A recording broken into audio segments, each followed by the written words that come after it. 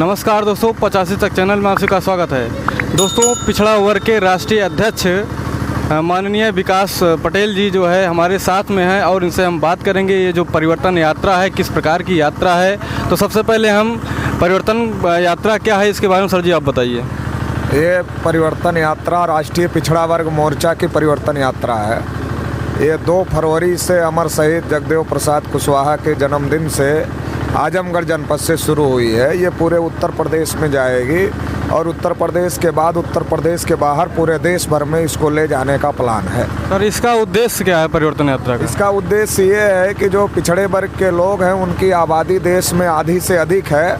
1931 की जनगणना के अनुसार हमारी आबादी 52% है और अगर आज गिनती किया जाए तो 60 से 65% के बीच में हमारी आबादी हो सकती है। इतनी बड़ी आबादी की आज़ाद भारत में जनगणना नहीं की गई, तो एक तो हमारी जनगणना हो और संख्या के अनुपात में सभी क्षेत्रों में पिछड़े वर्ग के लोगों को पर्याप्त हिस्सेदारी मिले। इसके लिए पिछड़े वर्ग के लोगों को जागृत करने, संगठित करने और जागृत और संगठित करके देश में बड़ा जन आंदोलन निर्माण करने के उद्देश्य से ये परिवर्तन यात्रा पूरे उत्तर प्रदेश में और फिर पूरे देश भर में चलाने का प्लान है। सर, ओबीसी का जो है जनक कौन है इसके बारे में बताइए।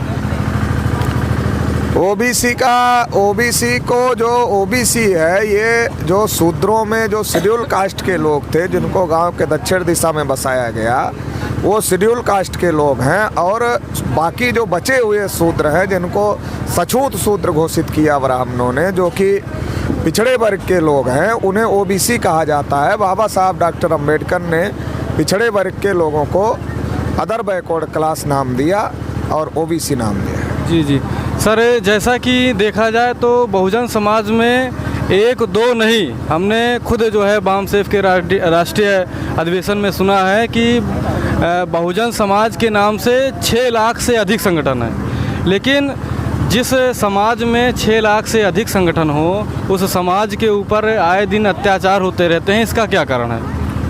नहीं, 6 लाख से अधिक संगठन हैं, लेकिन वो संगठन कोई गली के संगठन है, कोई मोहल्ले के संगठन है, कोई 1 ज़िले के संगठन है, कोई 2 ज़िले के संगठन है, कोई 4 ज़िले के संगठन है। राष्ट्रव्यापी मजबूत ताकत का निर्माण जब तक नहीं होगा, चूँकि ये समस्या 1 गली 2 गली की नहीं है, 1 ज़िले 2 ज़िले की नहीं है, ये राष्ट्रव्यापी समस्या है। राष्ट्रव्यापी ताकत का निर्माण करना होगा। राष्ट्रव्यापी ताकत का निर्माण होगा तो हमारी समस्याओं का समाधान होगा। सर, जैसा कि देखा जाए तो कुछ ऐसे संगठन हैं जो कि राष्ट्रव्यापी तो नहीं है लेकिन पूरे राष्ट्र भर में या एक अधिक मात्रा में बहुजन समाज के लोग उस संगठन से जुड़े हैं। तो अगर हम बात करें तो कई संगठन हैं, लेकिन अगर वो संगठन खुद संगठित हो जाएं, कहने मतलब जैसे अगर लाख संगठन हैं, अगर हर एक संगठन के राष्ट्रीय अध्यक्ष ही एक ही जगह पर उपस्थित हो जाएं एक समस्या के लिए, तो एक समय में एक जगह पे 1 लाख लोग इकट्ठा हो सकते हैं, तो एक बड़ा परिवर्तन हो सकता है। लेकिन लोग संगठित नहीं हो रहे हैं। अगर संगठन को संगठित करना है, इसके लिए आपका क्या विचार है?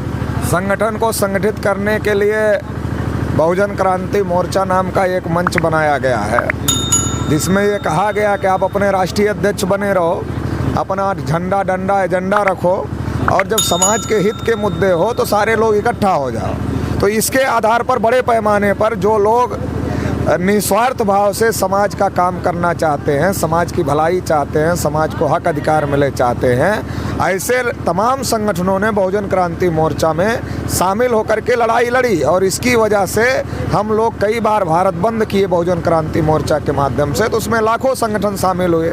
इसी प्रकार से संविधान बचाओ संघर्ष समिति के माध्यम से हम लोगों ने 13 पॉइंट रोस्टर के खिलाफ भारत बंद किया और पूरे देश के जो SC ST OBC माइनॉरिटी के संगठन हैं उनको आह्वान किया गया, वो लोग शामिल हुए और शामिल हुए। इसका नतीजा रहा सरकार को झुकना पड़ा।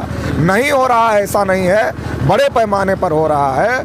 कुछ संगठनों का हुक्का पानी दुश्मन चला रहे हैं, तो जिन संगठनों का हुक्का पानी दुश्मन चला रहे हैं वो इकट्ठा होने के लिए तैयार नहीं है, लेकिन जो स्वतः चल रहे संगठन है, समाज हित में चल रहे संगठन है, वो इकट्ठा हो रहे हैं। सर, जैसा कि देखा जाए तो बहुजन समाज में एक प्रकार से जागरूकता आ रही है, लेकिन वहीं देखा जाए तो अपना बहुजन समाज राजनीति क्षेत्र से बिल्कुल पिछड़ा है।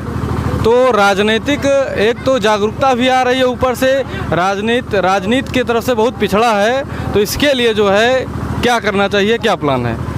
राजनीतिक रूप से पिछड़ा इसलिए है कि हमारे अंदर सामाजिक जागृति का अभाव है। हमारे अंदर जातीय जागृति है और जातीय जागृति की वजह से जिसको हम बहुजन समाज कहते हैं, 85-90% का समाज कहते हैं, वो बहुजन कहाँ है? वो तो अलग अलग जातियों में बटा हुआ है और ब्राह्मणों ने बांटा और हम बटे हुए हैं। आज हमको समझदारी हो गई तो आज हमको इकट्ठा होना चाहिए। जब उन्होंने बांटा तो इसके लिए जातीय चेतना से ऊपर उठना होगा और अपने को मूल्यवासी मानना होगा, बहुजन मानना होगा, तो फिर हम लोग पॉलिटिकल सफलता हासिल कर सकते हैं। क्योंकि एक जाति के बेस पर केवल हमारा इस्तेमाल हो सकता है, हम कोई ऐसी सफलता हासिल नहीं कर सकते जिससे समाज को कोई फायदा हो। इंडिविजुअल किसी जाति का नेता विधायक बन सकता है, मंत्री बन सकता है, मुख्यमंत्री बन सकता है, लेकिन समाज का भला नहीं हो सकता, उसका इंडिविजुअल का भला हो सकता है। इसलिए जातीय कॉन्सेप्ट से ऊपर उठना पड़ेगा और मूल्यवासी बहुजन का जो कॉन्सेप्ट है, इस पर हमारे समाज को आना पड़ेगा और जिसकी जितनी संख्या भारी उसकी उतनी हिस्सेदारी, इस आधार पर लड़ाई लड़ना पड़ेगा।